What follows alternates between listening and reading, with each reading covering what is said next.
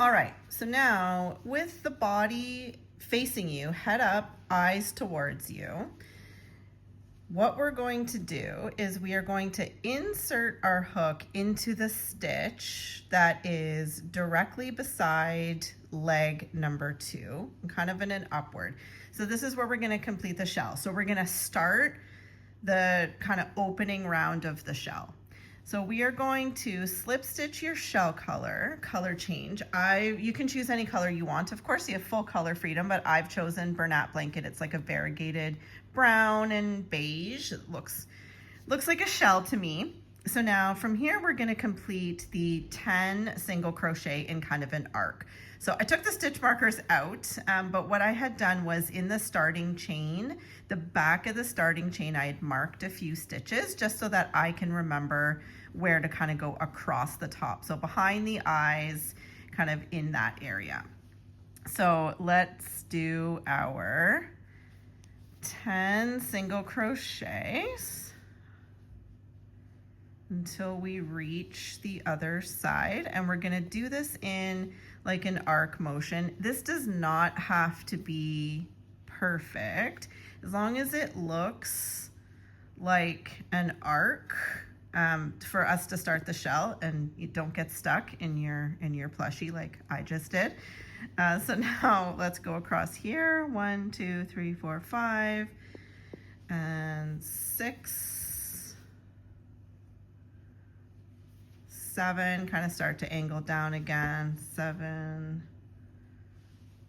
8. See, I'm matching up to the other side as best as I can. 9 and 10. And if you will notice, we ended basically in the same spot on the other side.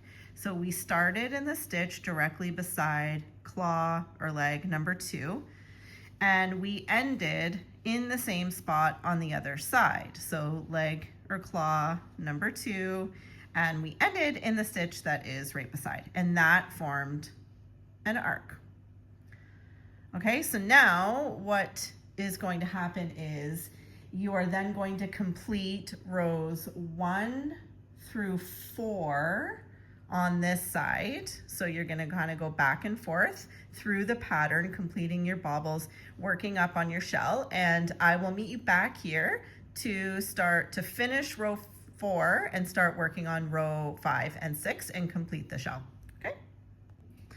All right, so now I've completed up to round 4. So this is round 4 here of the shell. So this is what we look like so far. Here's the front. So you can see that the shell is starting to take shape. So now I'm at the end of round 4 where we're gonna start to attach back into the body itself. So remember I've got round 7 and round 6 left still in the body. So at the end of round 4, I am going to slip stitch into round 6 of the body. Then I'm gonna chain 1, turn, and I am going to complete row 5 of the shell, and I will meet you back at the end of row 5.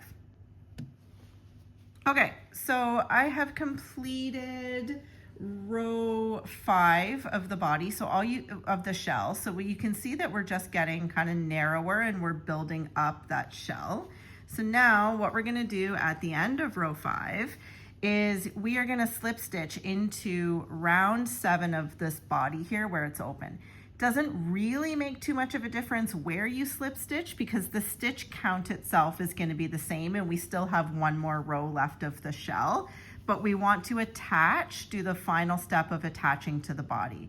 So I now am going to attach by slip stitching into round 7 of the body. And now here is what we're starting to look like. So you can see that we're starting to take shape. Okay, so now what we're gonna do is we're gonna go back and we're gonna now complete row 6 of the shell, and I will meet you back here. All right, so row 6 of the shell is finished. As you can see, it's still open up there because we still have to go back in and stuff the shell. But then now what we're going to do is we're going to continue on to, this is going to become your new row 1. So what we're going to do is now we're going to start working the shell along the body part of it, and we need to complete 10 half double crochet around here. So once we do that, we're going to go around 10, and once you get to the other side, you're just going to slip stitch to that side. 3. And this is really just about bringing the shell down to the end, to the other side of the body, so that now you're working the shell across the whole back of the body. Okay, so we're just gonna go all the way around. When you're working through your shell, you may want to leave kind of a longer tail to close any holes, just in case. If you do end up having any holes between the baubles, sometimes that happens. Okay, so now we're gonna slip stitch to the beginning part of the shell, and now we have the start of the rest of our rounds. Okay, so now this marked round 1 of the rest of the shell, and now because this and this are now added, this is going to start round 2. Okay, and that is how you're going to complete the rest of your shell. I hope this helps.